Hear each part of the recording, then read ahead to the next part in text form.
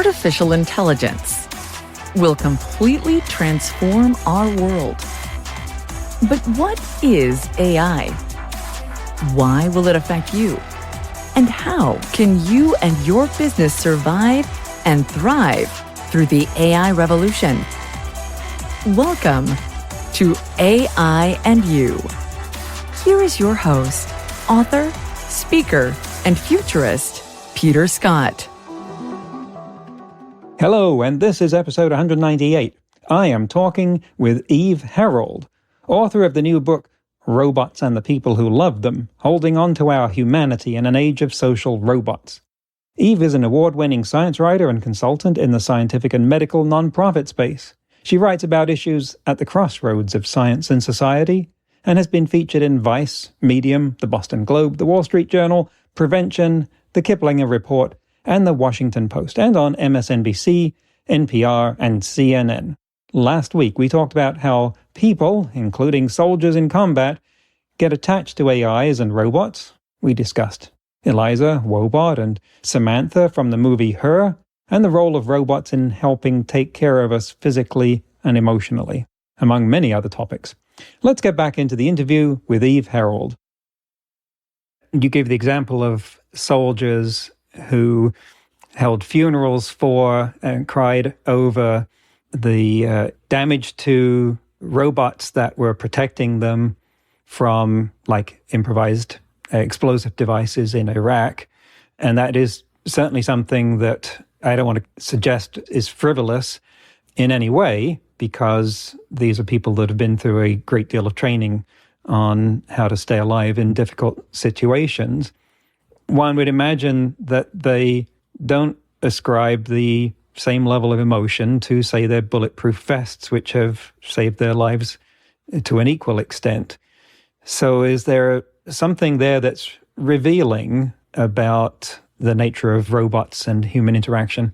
Yes, there very much is. And I think the same dynamics that people fall into in a private robot relationship, that, say, a companion robot, are the same kind of instincts that would come into play in a military situation, because you have all, even though some of these robots look really utilitarian, I'm sure you see some of them, very few of them are humanoid at all. But again, it doesn't take that much to really enthrall a human being with the idea that when they see something moving, following orders, appearing to act intelligently, in addition to standing between them and death, then yes, those same feelings of attachment tend to come into play. And these soldiers really grieve over the loss of these robots. I mean, they've named them, they've given them personalities and backstories, they're attached to them. So it's just an interesting phenomenon. And as you say in the book, that might even lead to some unintended consequences. The robots are put in these situations precisely because they're considered expendable. But if the soldiers they work with don't feel that, we may lose one of the reasons that they were put there. And so that becomes something tricky to negotiate. The whole question of military robots is tricky to negotiate. There are so many issues there. And I mean, I think one of the biggest ones is almost a public relations issue. Are we going to put robots in the field and take a risk of something terrible happening, a robot somehow going offline and doing the wrong thing, doing something very destructive because these have powerful weapons on them? Or are we going to try to keep a handle on that? Because if something like that happened, it would be a huge public relations disaster for the government, the military. You would have big questions of who was liable. Say 100 civilians were killed in a village when the robot thought they were terrorists. Who's going to take responsibility? What is the enemy going to claim? They're going to claim that it was intentional. It could have an escalating effect. We need to really parse this out and use them wisely and in a limited way as well. And then there are some of the darker sides of the ways that we interact with robots. Recently, people set upon a self-driving car in, I think, San Francisco, set it on fire. There was also a bot a few years ago called Hitchbot. It wasn't much of a robot, but it had some electronics in it, and its purpose was a psychological experiment to see if people would give it a ride across the country. And they would see it at the side of the road with a mechanical thumb stuck out and take it on board, take it as far as they were going in that direction and drop it off at the side of the road again. And it managed to go across Canada in this fashion. And then in a somewhat revealing incident, they decided to try the same thing in the United States, and it got less than 100 miles, I think, in Pennsylvania before it was found dismembered in a ditch. Oh, and particularly with respect to self-driving cars, but also other situations. I'm reminded of a rather poignant movie called Chappie about a robot that was fictional, but it was growing up and it was rather childlike and it was mercilessly taken advantage of and abused. Talk about the ways in which our relationship with robots or chatbots could and do cause sometimes the worst of us to come out. It's a very important question, and it's true that they do sometimes cause the worst in people to come out because of the sense of no consequences. And the concern is that if people become habituated to relationships with robots, on a day-to-day basis, that they feel free to abuse in any way they see fit, the robot's not pushing back, there are no consequences. So some of these behaviors could then carry over into their human relationships. And this is something that is of concern, and it's been seen in studies with children sometimes. There's always the bully in the schoolyard, and some of these children are very destructive towards robots that they're given to interact with and just habitually abuse them. So do we want to be learning those kind of behaviors? And that's another area where a sense of perspective is really called for, and even a sense in some people of really limiting their interaction with robots.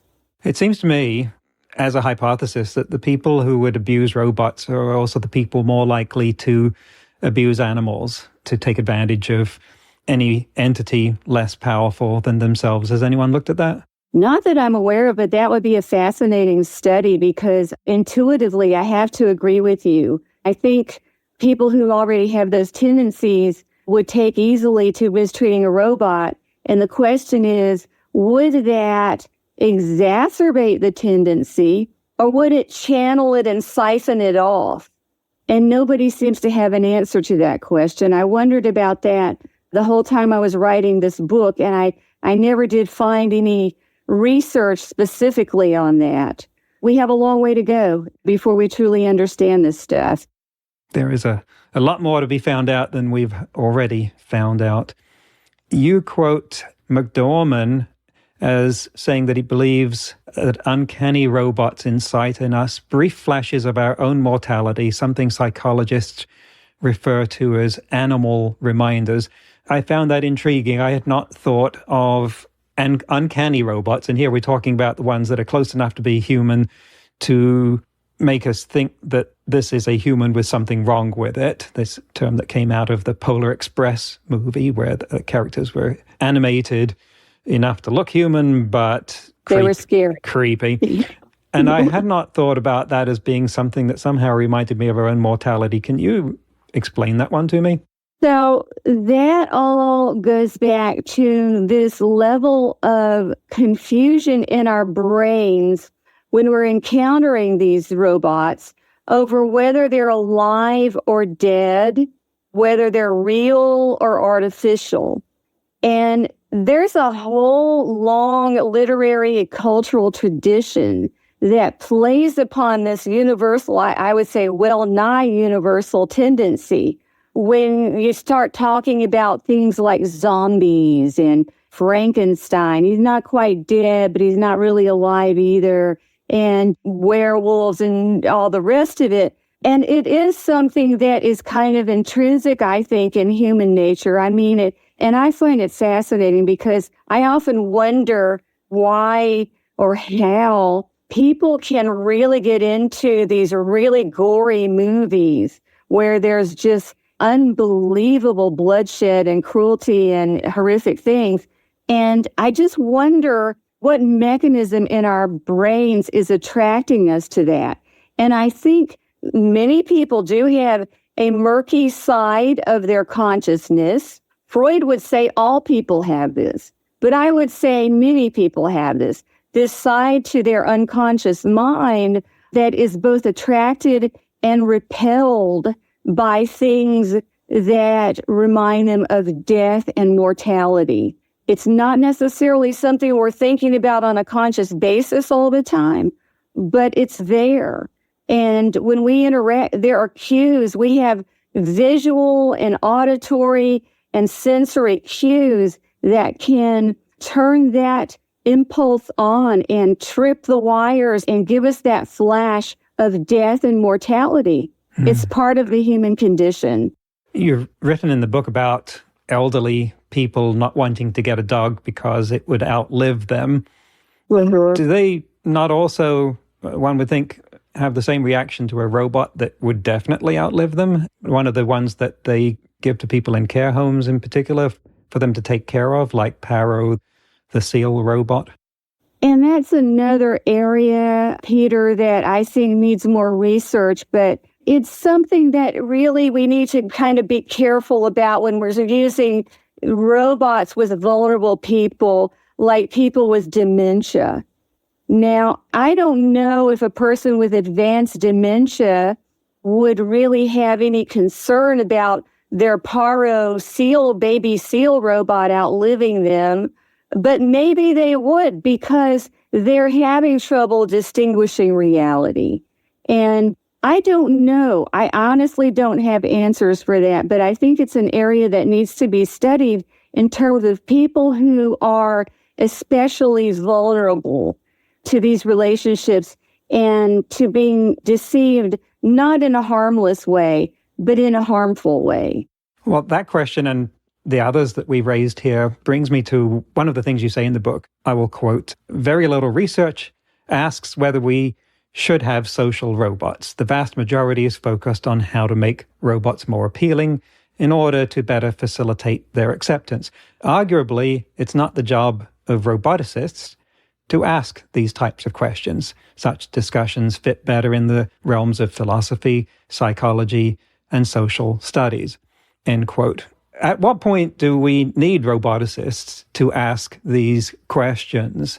At what point do we need cross-fertilization between the people who are developing these things and the people who can understand their psychological and social impacts? Well, we need it very badly. We need cross-cultural interaction on this, and it is happening to some extent. And one example is Wobot, the therapy robot, which was developed by a team of specialists, some of whom were psychologists and some who were roboticists and engineers. And there are attempts like that being made to really make this as culturally, ethically safe as it can be. So I think we're making progress. And again, the further we move down this road of having these robots and learning to interact with them, the more information we'll have and the better we will be potentially able to design them and put safeguards and regulate them in a way that makes their adoption as positive as it can possibly be. Not that it will probably ever be perfect, but you can maximize it. And I think we can see what tomorrow in the West might be by looking to Japan, which you mentioned has a lot of robot research and robot uptake, primarily because of their demographics. They have a much higher ratio of elderly people to young people due to various policies, and that means there aren't enough young people to look after the old people. They are going to have robots to do that at some point.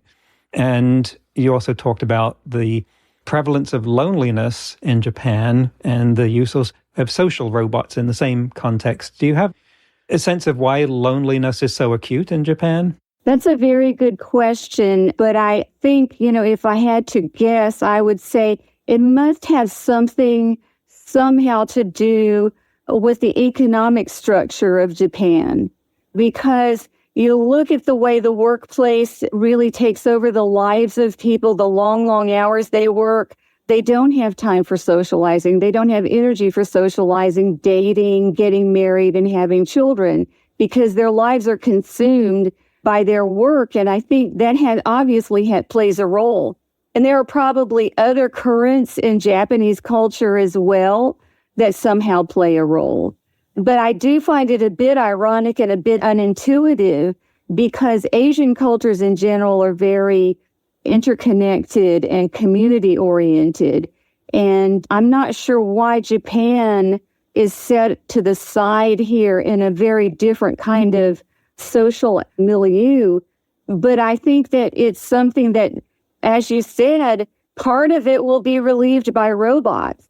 And the fact that you have the demographic changes of an aging population and a very low birth rate, declining population, something's got to give. And I think robots could really be not the optimal solution, maybe, but definitely a help. And I'm just reminded to point out here that this conversation or those attributions don't apply to all of Japan.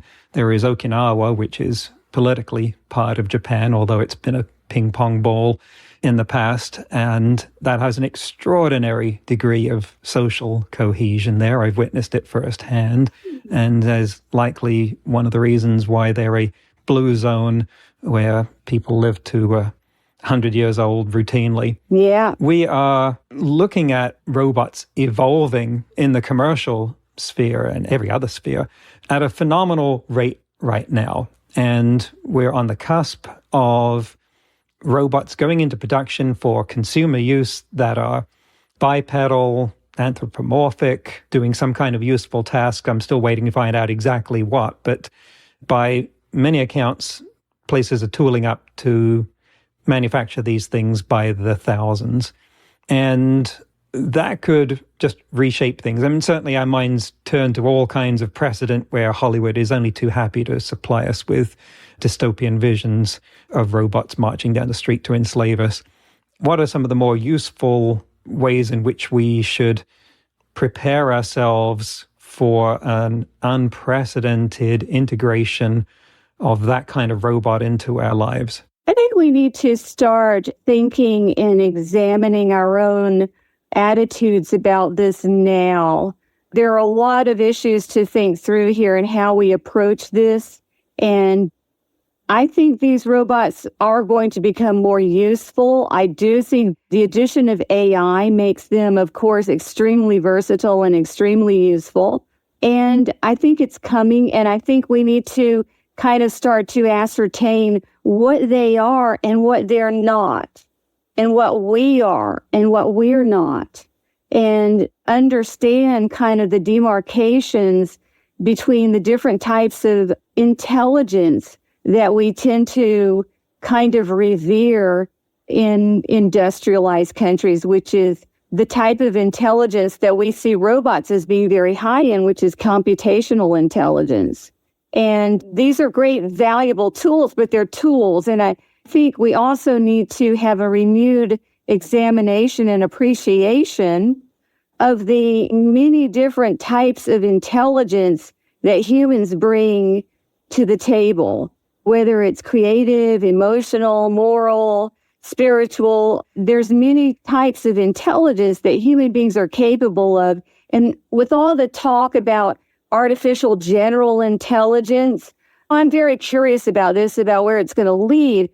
But everything that I've seen so far, that I've read, kind of tells me that we're not really on the cusp of general intelligence, because adding more computational intelligence is not going to bring the full palette into the mind of a robot of the different types of intelligence that make up a human being. But again, our culture really values computational intelligence. And that's all fine and great. We're fascinated, we're amused, we're entertained by all of this. But we need to start thinking about it on a deeper level. Well, we could be headed quite soon towards a society where one of one's co-workers happens to be a robot. By some accounts, Amazon is heading full tilt towards automating the packing and replacing humans in their warehouses. And so these could become ubiquitous in some sense. Let's do a little thought experiment for fun here. Let's imagine that these things become available. They're at a reasonable price point for what they can do. It might be in the thousands of dollars, but still might be able to do the dishes, vacuum the stairs, which the Roomba can't do, or polish the car, that sort of thing. And you can go down the street to a dealership and look them over and get one. Come home with one, it'll walk home behind you, get in the car, whatever, maybe that level of capability. Would you get one? What would you look for? Would it be an experiment? Would it be something you would look forward to? Would it be something you would fear?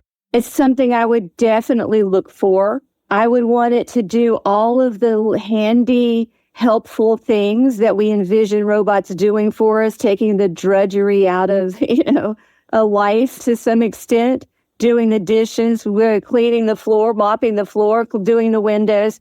I would love to have a cook, but I would also love to have my own kind of digital library filled with information about subjects that I'm keenly interested in, and be able to discuss those with me and inform me and educate me on a regular basis through conversation, and be, to some extent, a very intelligent and intellectually stimulating companion. But here we're already getting into that gray area there where, I'm saying, well, we have to be careful about all this stuff, and we do. But no, I think it can be done. I think we will eventually get to the point where we have exquisitely particularized versions of ourselves almost in these robots that will keep us intellectually engaged and enrich our lives.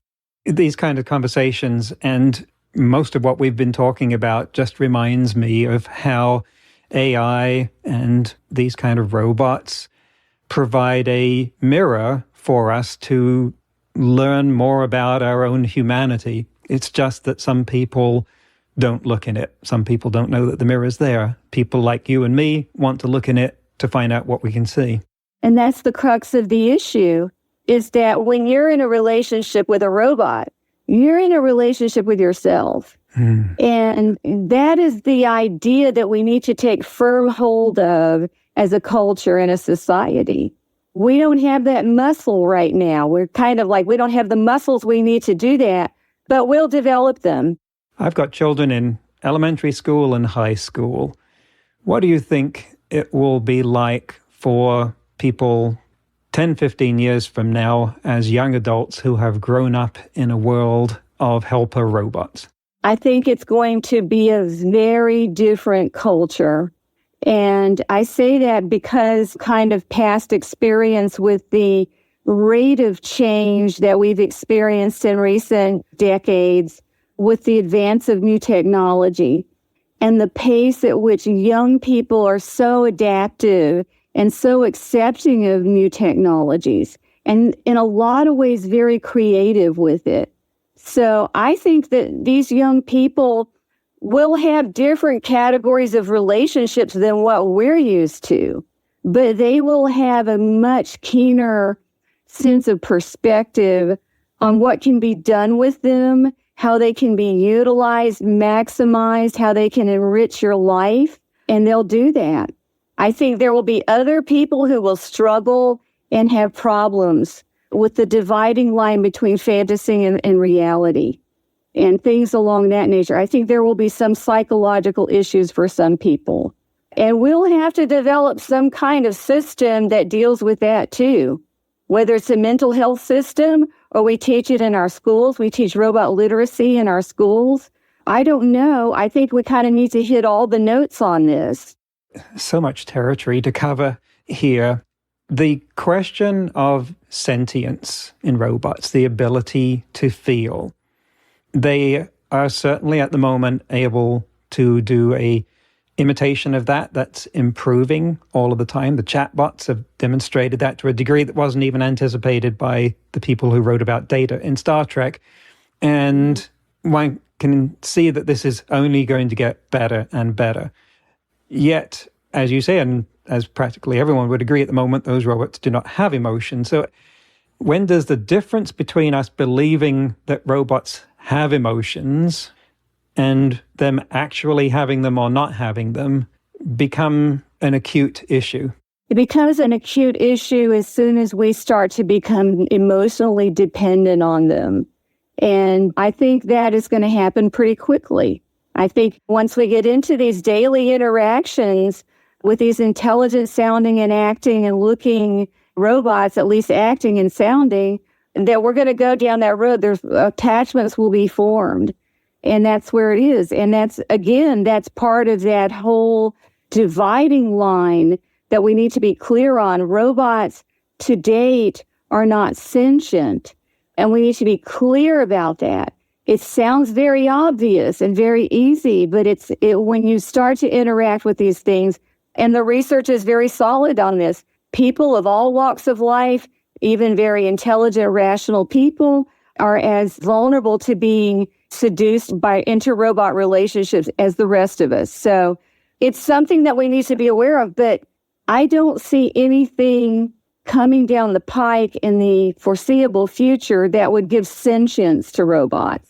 And again, I go back to that as far as innovation in robotics, aside from the physical material innovations that are going at leaps and bounds right now, the innovation that would lead them to be sentient and to have emotions has yet to be discovered. Because, as I said earlier, just adding more computational power to an AI is not going to make it sentient. It's going to give it greater computational power. Right. And it's not exactly the same thing. But we don't know. Can you imagine a time when they have evolved to the point where we have run out of ways of telling that they aren't sentient? We literally have no way to tell from the outside that they are not sentient. Wow.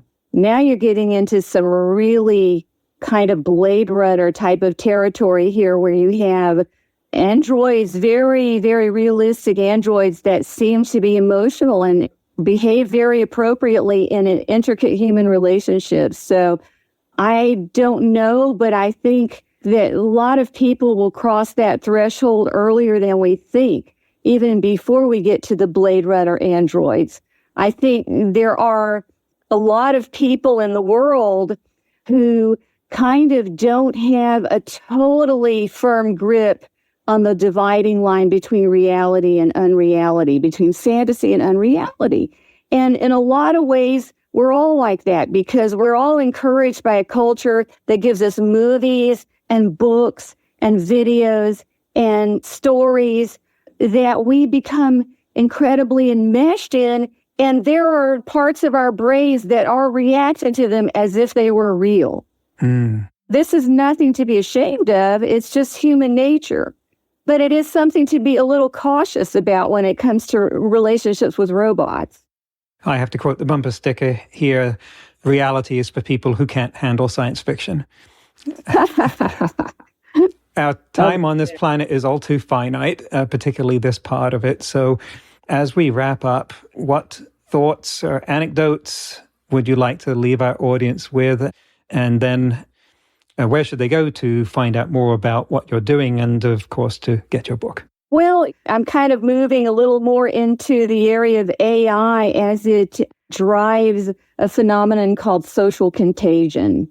And people automatically think, well, you're talking about misinformation being spread on social media. Yes, we're talking about that. But we're also talking about how robots will change the fabric of society. They'll change the way people interact, the way we speak, the emotional range that we employ on a regular basis. They will change the culture. And I think that's inevitable. And that's kind of where I'm going with my next writing.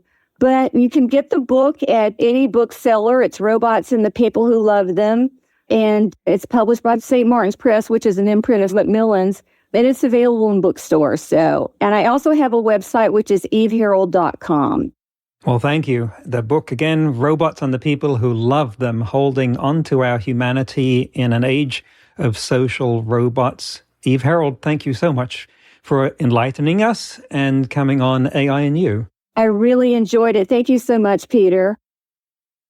That's the end of the interview. What a time to be alive when AI and robots are evolving so fast that our relationships with them are changing daily. There's so much change to both look forward to and also take responsibility for making these disruptions come out positively for us. And I'm glad to have had one of the people doing that on the show in the person of Eve. In today's news ripped from the headlines about AI, researchers at Western Sydney University in Australia have teamed up with Intel and Dell to build a massive supercomputer intended to simulate neural networks at the scale of the human brain. They say the computer, dubbed Deep South, is capable of emulating networks of spiking neurons at 228 trillion synaptic operations per second, putting it on par with the estimated rate at which the human brain completes operations. It is scheduled to begin operation next month. Professor Andre van Schaik said, quote, "Progress in our understanding of how brains compute using neurons is hampered by our inability to simulate brain-like networks at scale. Doing that, simulating spiking neural networks on standard computers using graphics processing units and multi-core central processing units is just too slow and power-intensive. Our system will change that." End quote. Next week, my guest will be Jerome C. Glenn, co-founder and CEO of the Millennium Project on Global Futures Research and co-organizer of the Beneficial Artificial General Intelligence Summit recently held in Panama City. That's next week on AI and You. Until then, remember, no matter how much computers learn how to do, it's how we come together as humans that matters. That's all for this episode of AI and You. Please leave a rating and comment and share with your friends. Get the book Artificial Intelligence and You and see more videos and articles at aiandyou.net. That's aiandyou.net, where you can also send us your questions. Thank you for listening.